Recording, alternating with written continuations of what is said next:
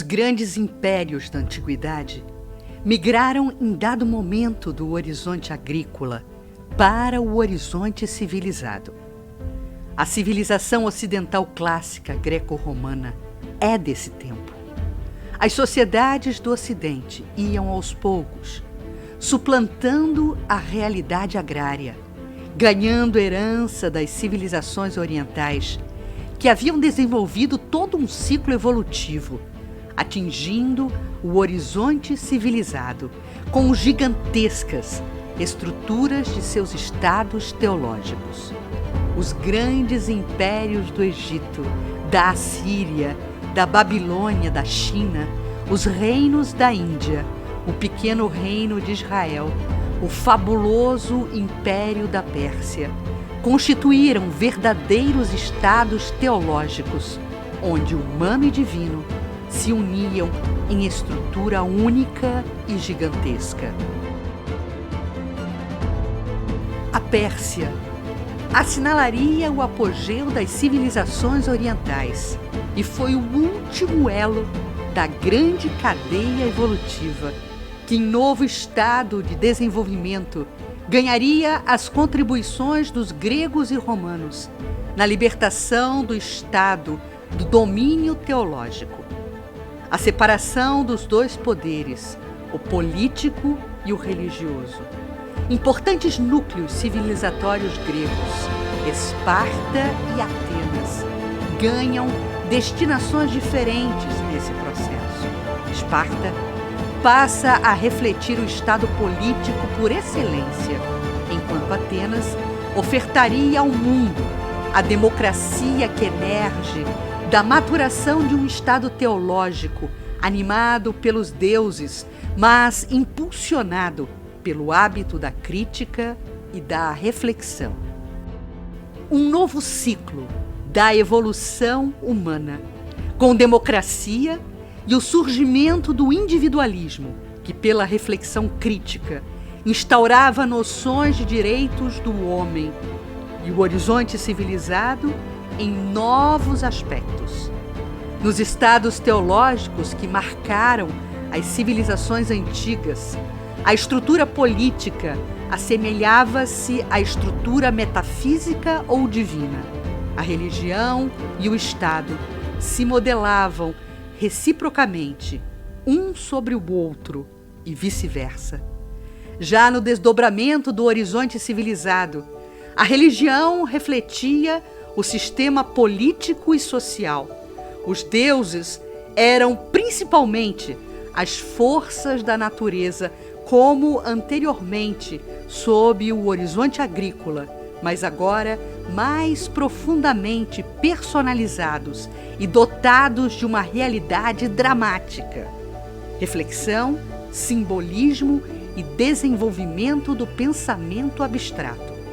Entra no cenário da história o espírito de civilização, que se caracterizava por 3 funções especiais: a capacidade de formulação de conceitos abstratos, de formulação de juízos éticos e morais e de formulação de princípios jurídicos. Dessas funções, surgiria o indivíduo como o mais belo traço do horizonte civilizado.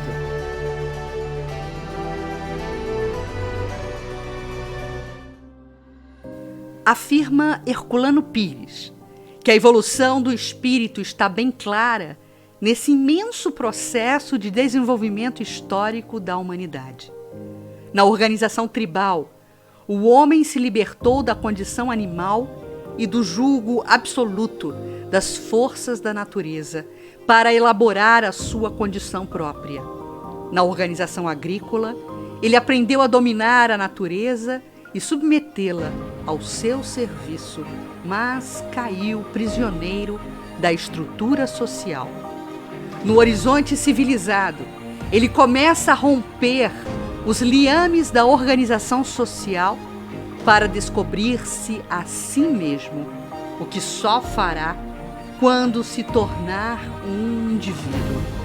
Da selva à civilização, em períodos de horizontes, onde as espécies se treinam em conjunto para o atingimento do status de individualidades. No futuro de progresso inexorável da humanidade, o espírito humano autônomo, capaz de superar a animalidade primitiva e agrícola, sublinhará não só uma realidade de civilidade, como de comunhão com o divino. Será nesse momento, em integralidade, que o espírito humano se afirmará como individualidade, como entidade capaz de superar não somente a natureza, mas a própria humanidade. Evidenciar-se-á a filiação divina em condição civilizatória de civilidade, com o cumprimento da lei divina. O ser social de Aristóteles, gregário, que busca integração, transforma-se no ser moral. Sócrates lhe dá sequência, apontando ao homem a capacidade de formular juízos éticos e morais, a elaborar regras para a sua conduta moral e a esboçar um panorama ético das relações humanas e divinas.